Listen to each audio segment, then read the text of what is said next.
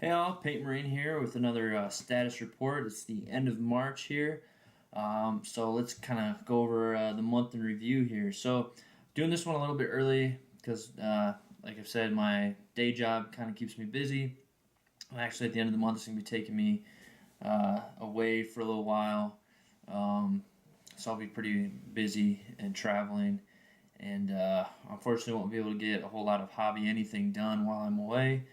But then I will return and get right back in the swing of things because I'll return something like 3 or 4 days before the nearest Games Workshop store I have has their anniversary birthday.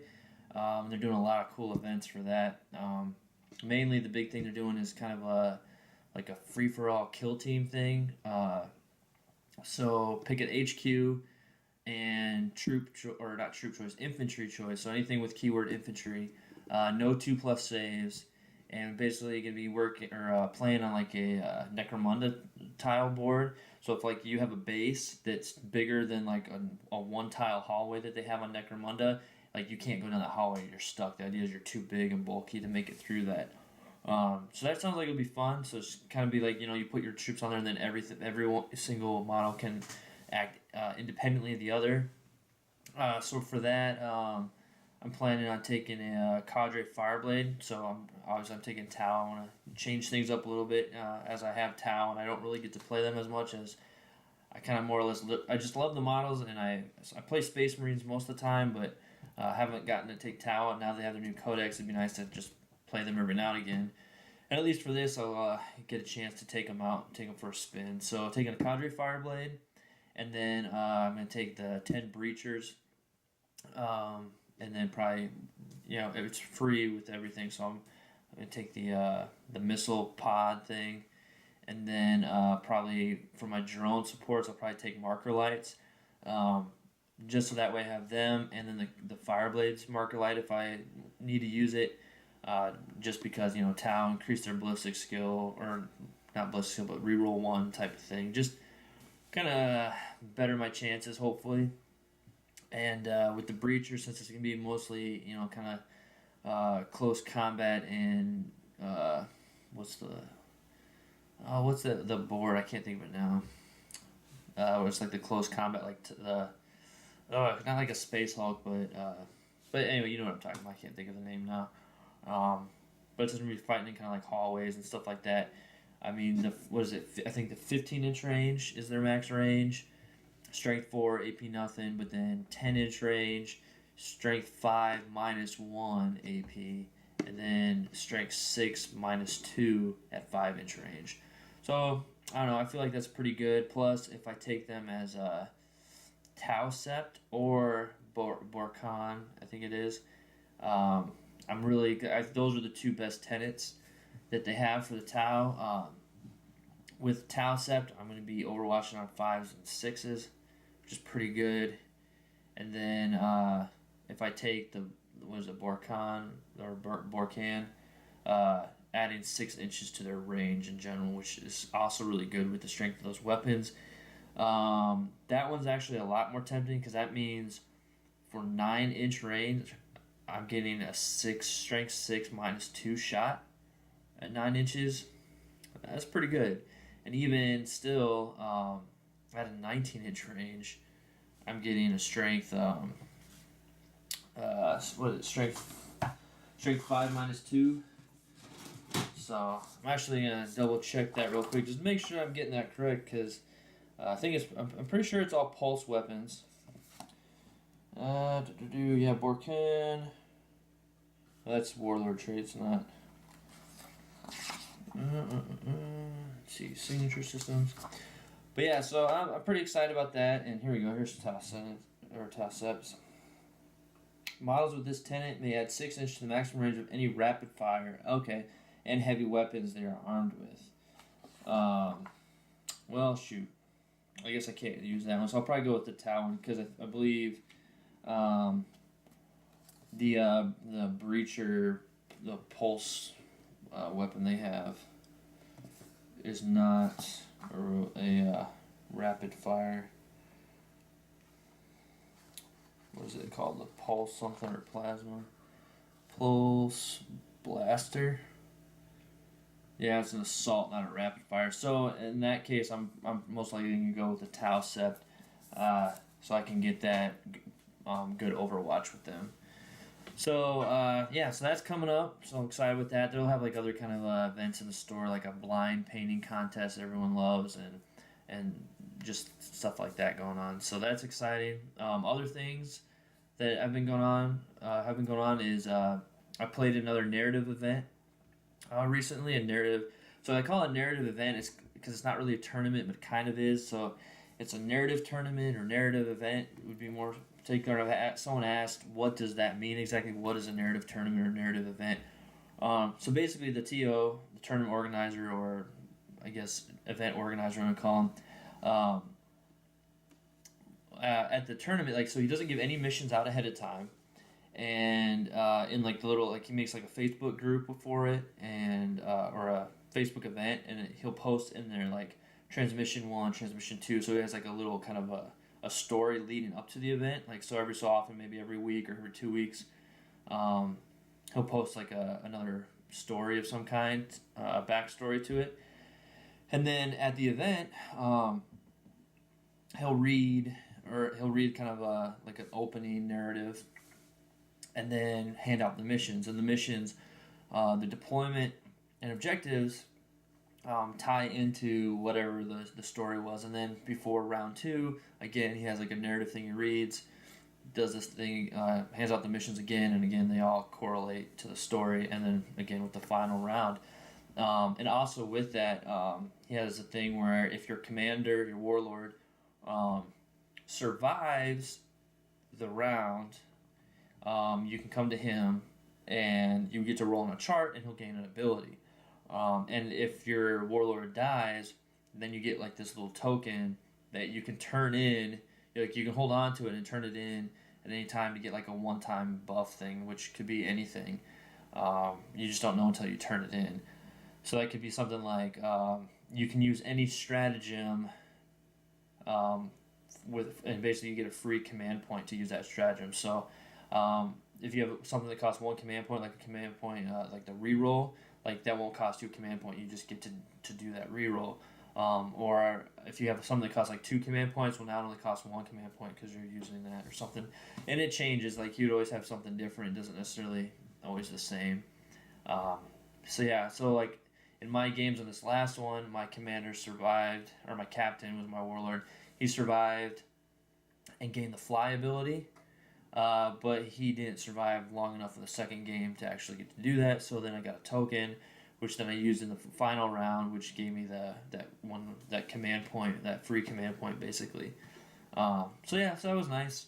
It was cool, but I had participated in a narrative event a month ago, and I've got an album up there. That one was what do they call that one? So you guys, different names for them, which is always fun. So the first one I did last month was the 13th Hour narrative event.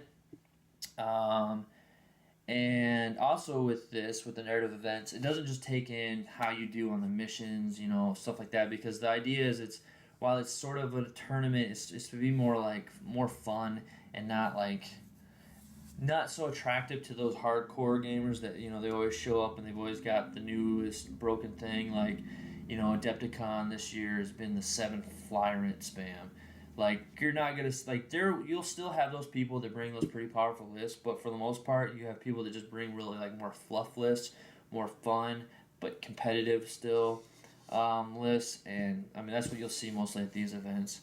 And then he also goes and you get points for, obviously, everyone usually has, like, the good sportsmanship thing, so for each time one of your 3 opponents, like, if they vote for you, you'll get points for that. The hobby aspect plays a large role in it. So, is your army fully painted? Did you have a display board? At one point in between the matches, you put your army on display, take a picture, and you post it to the local Facebook group. And then for every like you get so many points. And then everybody locally at the tournament votes on which ones are their 3 favorites, and you get points for those as well. And he weighs the people that are there at the tournament, their votes heavier than the people on the Facebook group, because with that you could always have more friends in the area, or you could be, hey, I just put a post a thing in the group. Can you go in there and get everybody on to like my thing? So, I mean, there's that can always sway the votes one way or the other. So while he still obviously he kind of does his own little cutoff as to when he's not going to count any more of the likes on the votes. He still kind of doesn't give as much weight to those votes as the people that are actually there, which is nice. So the first tournament I did, the 13th hour, I came in 6th place overall for all points combined. Only also conversions, you can get points for that too. But came in 6th overall for mission points and hobby points, all that, which was pretty good, not too bad. I was all right with that. I think there was 18 that participated in that one, and came in 6th, so top 10 and not too bad. And then for I think it was, I don't remember what I came in overall for points, for like mission points, but then I came in 3rd or 4th for best painted. It might have been 4th, because these there's a lot of great painters and stuff, and but yeah. So anyway, that's how that one went. So now a month later, so the next one was the Madman's Gambit, and again, just came to play. Didn't really expect to do. I mean, I just came to play really, just because haven't been getting a lot of games in lately, in tournaments and events like this are the best time to get a bunch of games in. And with Nova coming up in August, just need to kind of get in, kind of get a feel for what I want to try to bring and everything. And it went pretty well. So my list, to quick go over, is a 1250 point tournament. I brought my Star Commanders, all Primaris. So for my list, I had my Warlord was a captain, with Stalker and the Burning Blade Relic, and then a Lieutenant with a Stalker as well. And then I had 3 5-man intercessors for my troops. Following that, I had just 1 3-man squad of the Gauntlet and Frag Grenade aggressors.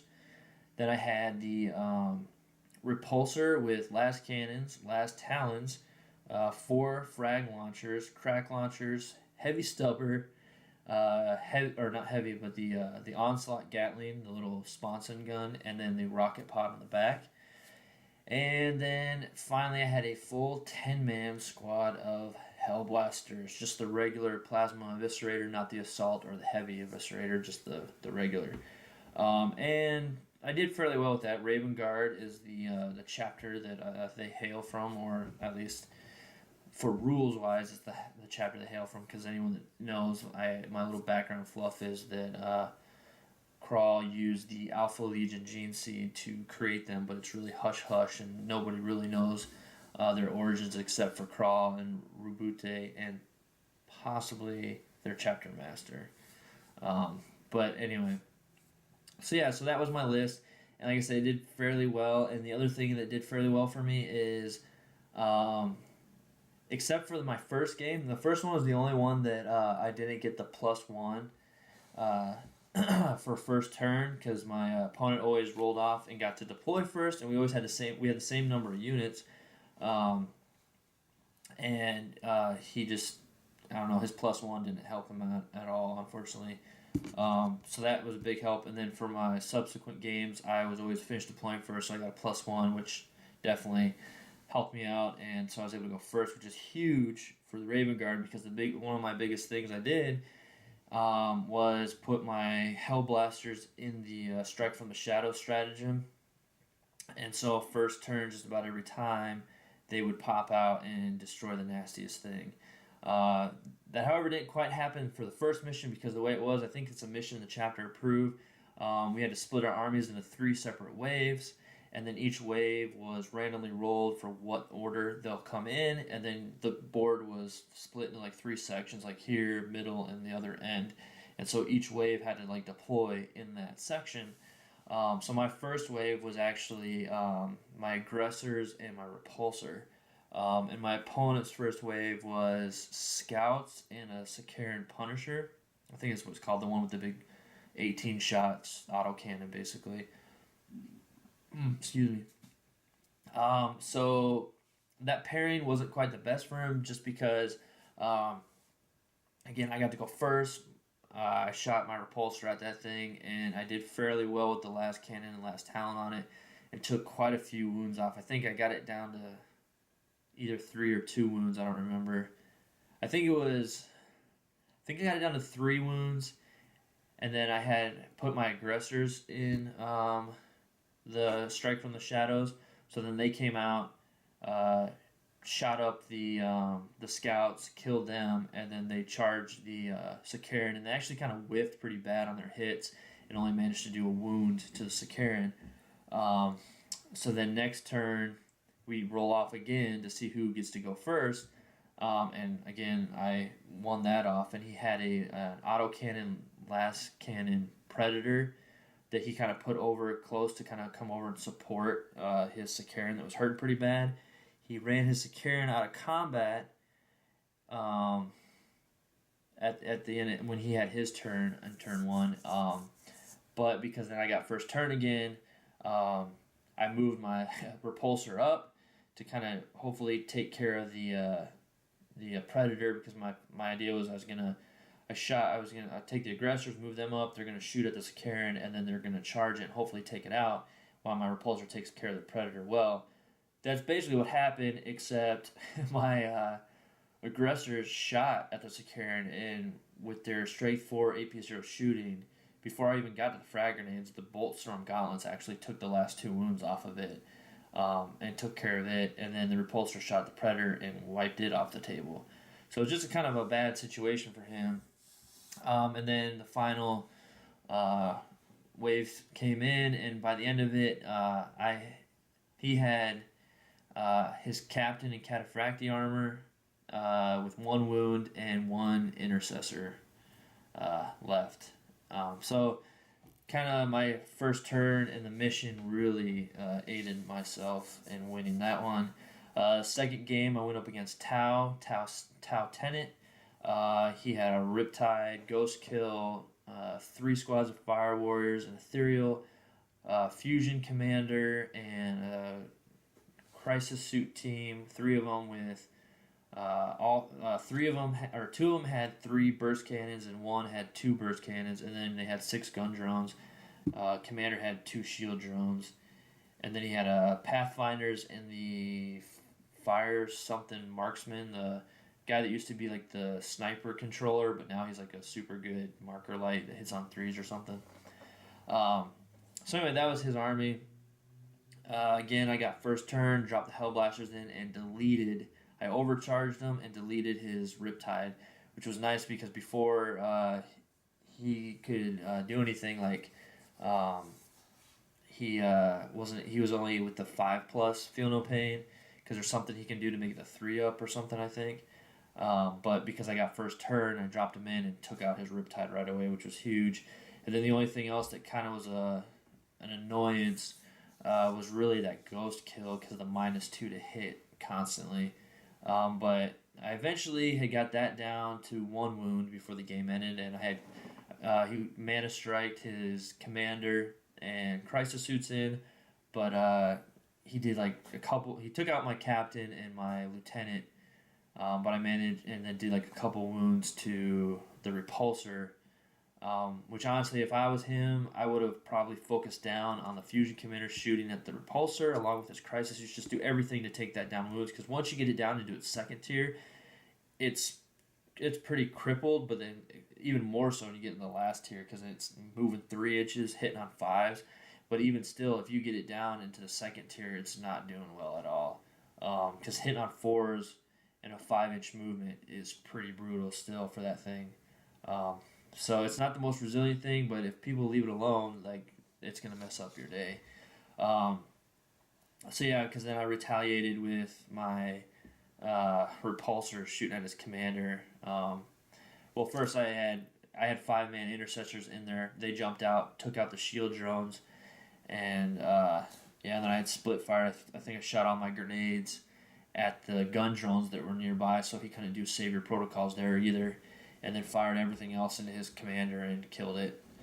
Uh, and then by the end of the game, his ghost kill still had one wound left on it, but yeah. And then the final game was Dark Angels, and it was a very interesting mission. There were these obelisks that could shoot, and we misunderstood the mission, and my opponent and I both potentially lost out on upwards to 20 points, which in the end, had I got those up, maybe if I would have got those full 20 extra points, that would have moved my standings on the point list up to second. But as it was at the end for overall just points on the points level for the missions, I came in fourth. But I still would have, if I would have got those other 20, I still would have just came in second, which was I would have been 2 points shy of first. But that's neither here nor there now. But apparently these obelisks were, I guess, essentially part of our armies, and they didn't need to be manned. They were objective markers were used to signify that, and we thought that we had to have like a unit on that objective in order to control the obelisk and shoot it, which wasn't the case. They were just a part of your army, which we didn't know.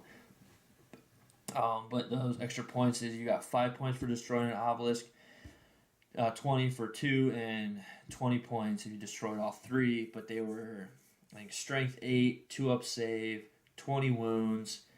They hit on 2s. They were a strength 8 weapon, I think it was, and a -4 on their AP for their shooting. But like I said, we didn't really think it through, and we didn't we actually, neither one of us destroyed each other's obelisk because we were like, 20 wounds is a ton with a 2 up save. That's going to take forever if we just dedicate all our shooting to it. Like, screw that. Let's just kill each other.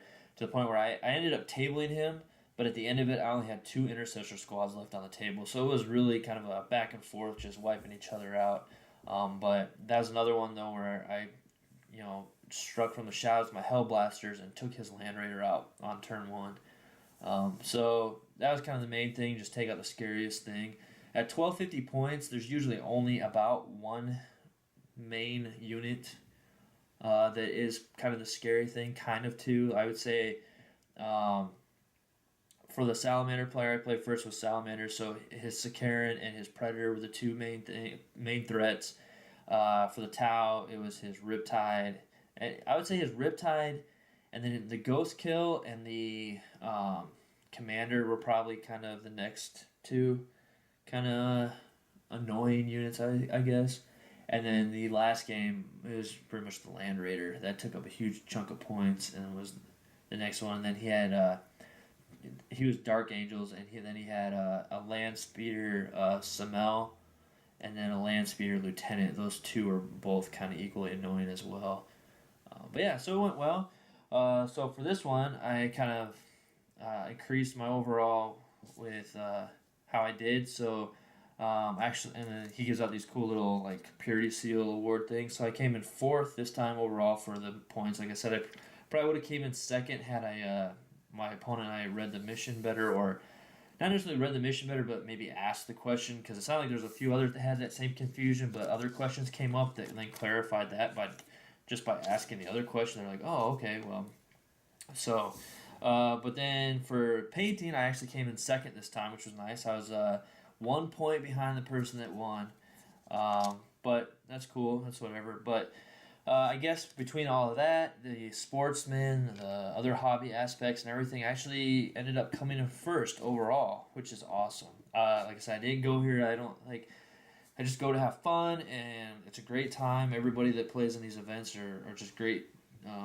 Not like super competitive. They don't get super upset if they lose or anything like that. And so, yeah, anyway, I didn't expect at all. Like, when I didn't hear my name come up, because he started out like everybody up to like from the bottom up. Like, he went through and like I kept not hearing my name, and we had gotten to the top 3 and I still hadn't heard my name, and I was like, oh my, is this really happening? And so I got first and got this. It's a pretty awesome. It's a like 3D printed. So the third and second also got things. They're not this. It's like the skull elite looking symbol, like the old Army on Parade medals, but a little bit bigger, are what they kind of look like. And then I got the Inquisition Eye, which is just awesome. It's a pretty cool 3D printed thing that they do, and got a gift certificate, of course. Which talking, it sounds like they're thinking about maybe trying to go away from cash prizes to more kind of swag prizes. So similar to like the ribbons and the medals, but then also doing like T-shirts or dice or other things like that. Just um, again to kind of like not necessarily discourage it, but not anytime you have cash prizes, you definitely can attract the more competitive, like hardcore, going to do anything to win because money's the root of all evil, right? Or Nurgles. But yeah, so I like that idea. Just again, because just to keep it fun. Like because sometimes you can go to those tournaments where people are playing with 7 flyers, and you're just like okay, I know how this is gonna go. I know you just gotta win, but at the end of the day, it's a game, it's a hobby, and I think it's supposed to be fun more than anything. Yeah, so that was really fun. Like I said, I was kind of blindsided, I guess, in a way that I even had won first prize there. So awesome there. All right, well, moving on to the next things going on. The Outer Dark is out for pre-order and available in ebook.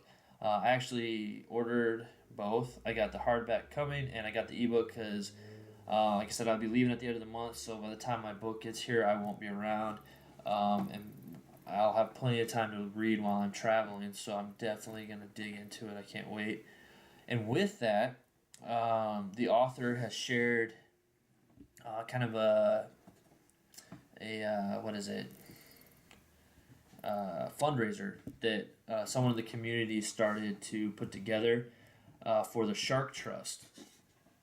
And I'll open this up. I shared it on the Paint Marine main page.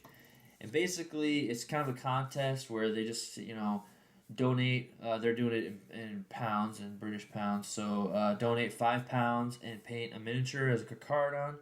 Submit. There's an email on there. Submit pictures to there with proof of your donation. You'll be entered into a contest to win a signed copy of The Outer Dark from Robbie McNiven. And then they said the other swag. I think Robbie shared it on his page. It says, a good cause, folks. Some fans are currently raising money for the shark conservation charity Shark Trust. You can enter a painted mini and stand to win prizes, including a signed copy of The Outer Dark and a shark plushie. Hashtag do some fin. So there's that, and then like I said, I posted it. Looks like there's only one supporter right now, which I'm definitely gonna jump on that. I'm probably going to throw in my chaplain to what's his name, the Pale Nomad. I can't remember the T Rongi or something like that, but he's the Pale Nomad that I did. So I'm gonna probably submit that as my painted card on. Donate 5, and we'll just go from there and see how it goes. Because I would love, that'd be awesome to get a signed copy. He's doing signed book tours right now in the UK. I had jokingly mentioned on a post of it, like if I started like a Kickstarter to pay for his ticket and hotel and stuff, would he come to the States? He said he would, so I'm very tempted. I may look into that still, possibly after I get back from this work thing, and reach out to him because he's very, very approachable, I guess, or contactable author. Like I said, I haven't had much. I've had a few other, or I should say, one other author that's commented on a book review I had done for his, but he definitely seems very engaged in the community as a whole. Done many interviews with other people that make local gaming content and stuff. So I don't know if I can make it work somehow. It would be a lot of logisticals involved there because. Then you got you'll have people that might be upset or jealous or whatever because they can't make it out to where I am in the United States. So then you'd be like, okay, will he be doing like a mini book tour thing here, and then would he be up to that or what exactly? It's like a huge if it even would come to fruition. I can't even speak now. Fruition, if it even happens. Yeah, we'll see. Because like I said, we have to pay for like a plane ticket, hotel, and then I most likely would volunteer to kind of be a chauffeur, because obviously he had no way to get around.